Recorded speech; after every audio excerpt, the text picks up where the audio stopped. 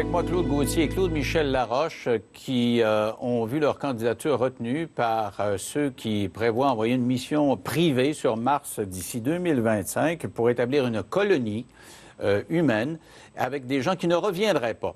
Alors, avant la pause, je me posais comme question, Claude Michel, est-ce que vous seriez prêt à faire des enfants là-bas, à avoir une famille? Est-ce qu'on peut songer, si les gens ne reviennent pas, puis la moitié des hommes et la moitié des femmes, est-ce qu'on peut songer à ce qu'il y ait des familles là-bas?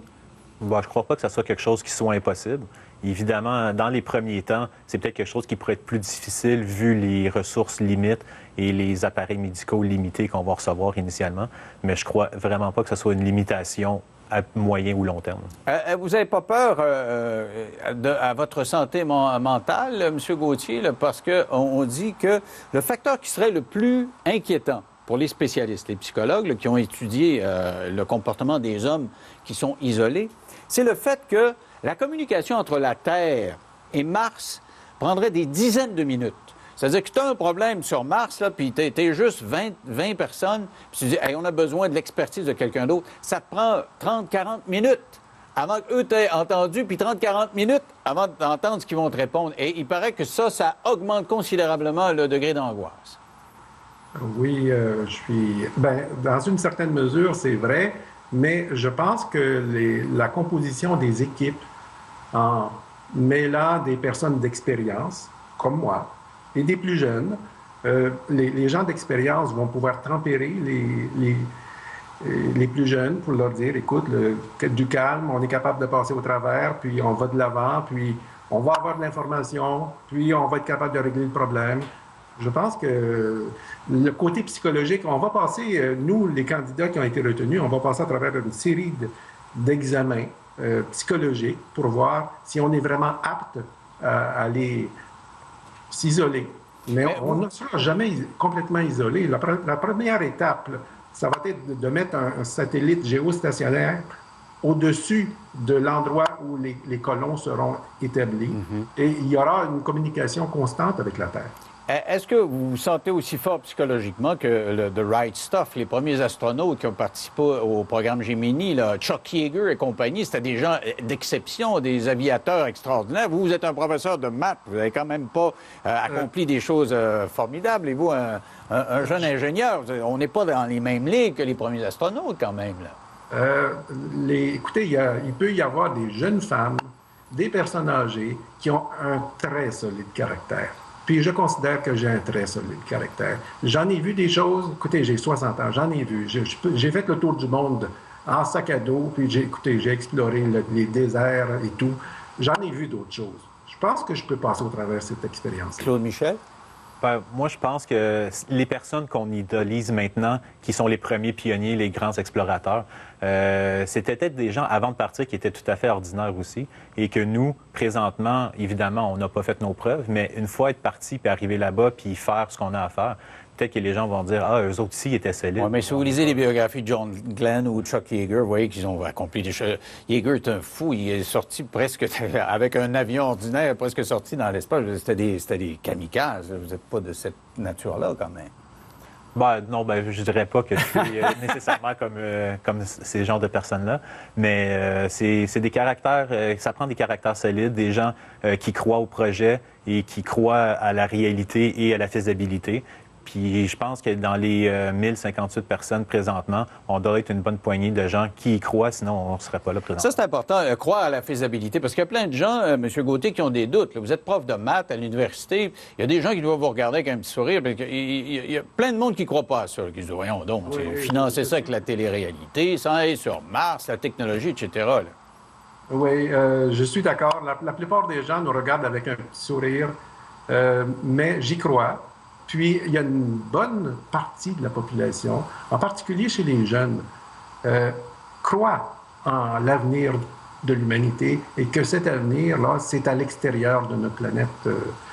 Je suis persuadé que ça va bien aller.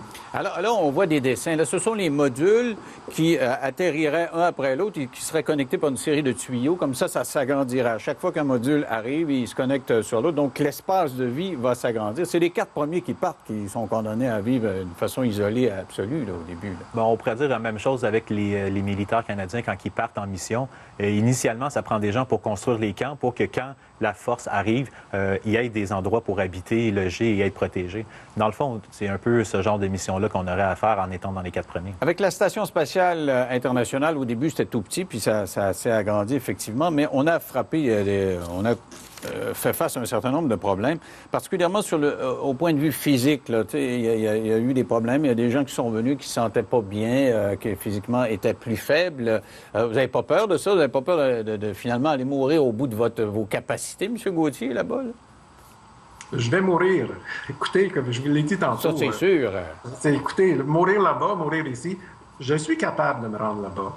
Puis je vais faire un bon bout de chemin sur le Mais rendu là-bas, vous n'aurez plus d'air. Si ça ne marche pas de la théorie, je sais pas, moi, si un piton qui ne tourne pas puis il n'avait plus d'air, vous allez mourir après 48 heures étouffé devant 1 milliard de téléspectateurs qui vont vous regarder. C'est pas drôle.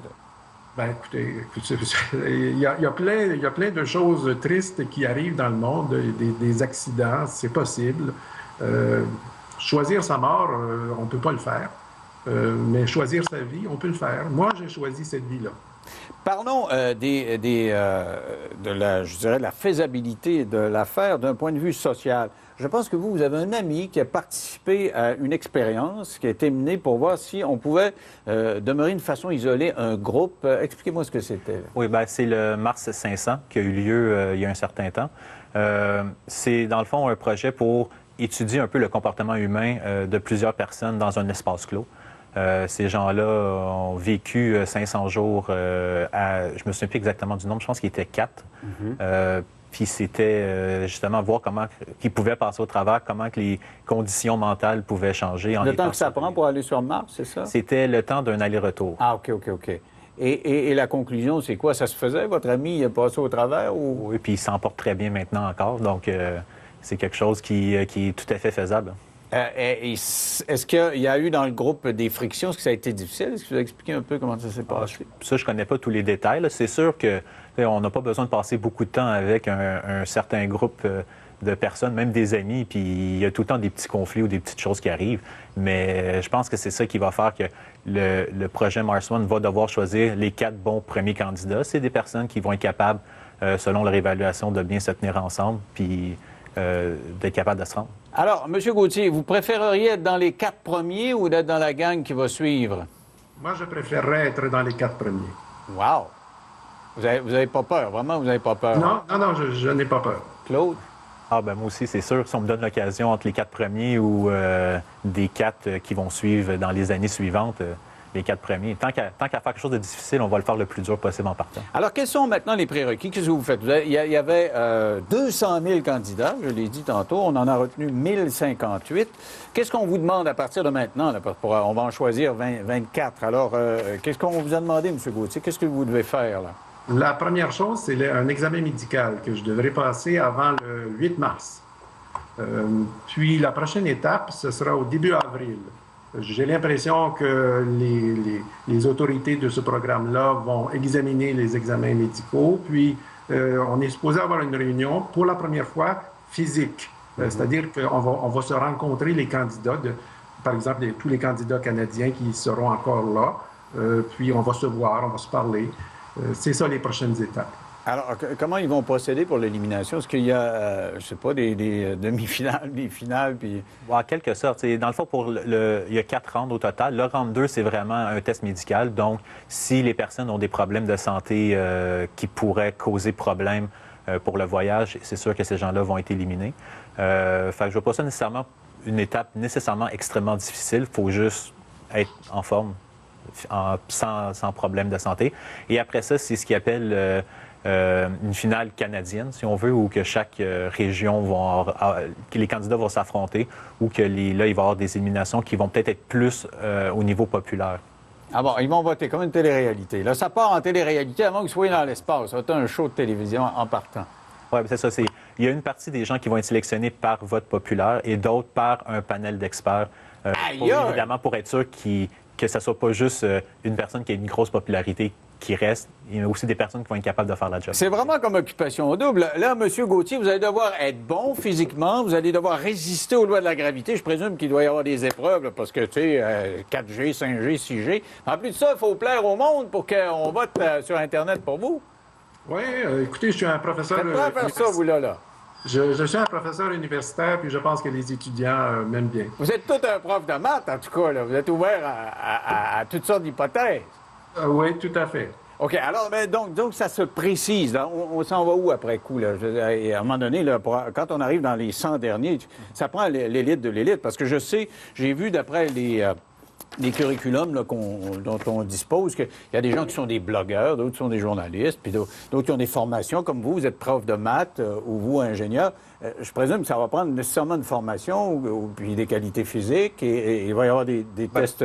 je ne sais pas, moi, de psychologie paramétrique? Je pense que les prérequis les plus importants, c'est vraiment le psychologique et le physique. Parce que pour ce qui est des connaissances, ils vont nous apprendre au cours. Parce qu'on n'oublie pas que la mission est supposée atterrir en 2025. Il nous reste encore un bon 10 ans avant de partir.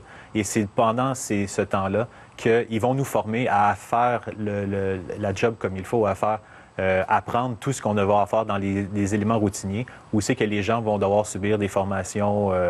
de premiers soins, par exemple, de comment que les modules vont fonctionner, capable de faire de la réparation. Fait que tous ces éléments-là, c'est des choses que présentement personne ne connaît, mais qu'on va apprendre en bout de ligne. Donc, les connaissances de base sont importantes, mais ne sont pas nécessaires. Moi, j'ai une prédiction à vous faire. Je pense que dans les prochaines années, ça va arriver à la télévision, puis il va y avoir éventuellement des bonnes codes d'écoute, et il y aura des commanditaires. Puis à un moment donné, 2 ou 3 ans avant, ils vont nous dire « Bon, ben, coudonc, technologiquement, ça ne suit pas, puis vous autres, vous allez avoir été pris là-dedans, puis vous allez rester avec votre petit bonhomme ici, là. » Non? Moi, j'y crois pas personnellement. De ce que j'ai vu, tout semble indiquer que c'est des gens sérieux qui veulent se rendre. Après tout, ils ont réussi à avoir des partenariats avec des entreprises comme Lockheed Martin, que c'est pas des gens qui font avec des hypothèses ou des idées farfelues. Il faut que ça soit du concret, il faut que ça fonctionne. Sinon, on ne fonctionne pas avec eux. Monsieur Gauthier, le mot de la fin? Ah, bien, écoutez, je souhaite bonne chance à Claude Michel. Puis, vous pouvez compter sur moi. Je serai là. Et une espèce de synchronicité. On a appris avant d'entrer en ondes que vous connaissez très bien son père. C'était un de vos meilleurs amis à l'école. Exactement. Et vous ne le saviez pas avant d'entrer en ondes. Non, pas du tout. Ah ben, vous êtes dû partir tous les deux sur Mars en même temps. Écoutez, je suis allé chez Claude Michel quand il avait 4 ou 5 ans. Son père m'avait invité. J'ai dîné avec la famille. Vous allez peut-être mourir ensemble là, sur la planète Mars. Je l'espère bien. Merci à vous. J'ai dit, je l'espère bien. En plus, merci beaucoup, Claude Michel. On va suivre ça d'une façon intéressée au cours des prochaines années. Restez là au retour.